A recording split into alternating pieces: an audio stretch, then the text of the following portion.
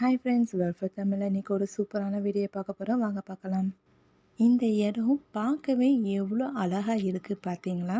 ஒருத்தங்க ஒரு ஓவியம் வரைஞ்சா எப்படி இருக்கும், அந்த மாதிரி இந்த இடம் பார்க்கறதுக்கு யாரோ ஒருத்தங்க ஓவியம் வரைஞ்ச மாதிரி ரொம்பவே அழகாகவே இருக்குது. நம்ம இந்த இடத்த பார்த்தது எப்படி அப்படின்னா லேப்டாப்பில் தான். லேப்டாப்பில் டிஸ்பிளேயில் மோஸ்ட்லி இது வந்துகிட்டே இருக்கும். இது ஜென்ரலாக யாரோ க்ரியேட் பண்ணியிருப்பாங்க அப்படின்னு தான் நம்ம நினச்சிட்ருப்போம். ஆனால் இல்லவே இல்லை, இது உண்மையாகவே இந்த இடம் இப்படி தான் இருக்குது.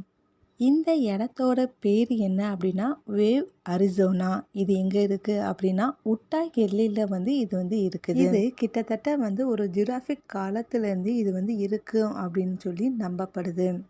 இந்த இடம் எப்படி உருவாகியிருக்கு அப்படின்னா, இந்த இடத்துல மணல்கள் அதிகமாகவும் அதே மாதிரி நீரோட்டங்கள் அதிகமாகவும் இருந்திருக்கு. அப்படி நீரோட்டம் இருந்து தண்ணி இல்லாமல் அதுக்கு அடுத்தாப்புல அந்த இடத்துல அதிகமான காற்று ஏற்பட்டு இந்த இடம் அப்படி இருக்குது. அந்த கோடு கோடாக இருக்குது பார்த்தீங்களா, அது காற்றுனால தான் இந்த மாதிரி வேவு மாதிரி அழகாக இருக்குது.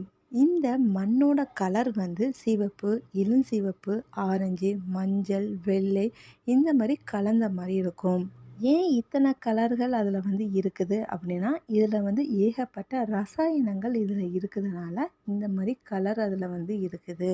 இது கிட்டத்தட்ட 190 மில்லியன் ஆண்டுகளுக்கு உருவானதாக இருக்குது அப்படின்னு கருதப்படுது. அதுக்கு முன்னாடியே கூட உருவாகியிருக்கலாம்.